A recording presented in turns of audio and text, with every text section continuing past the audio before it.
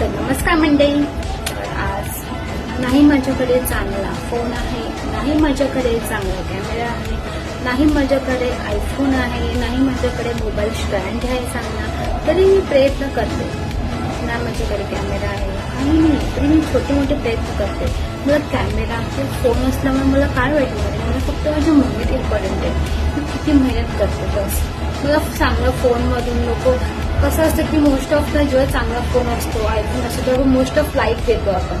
But असं normal camera एकदम ring light पण नाहीये आणि मी त्याला पण फोकस देतच नाही, त्याला पण लाईट देतच नाही. का असं?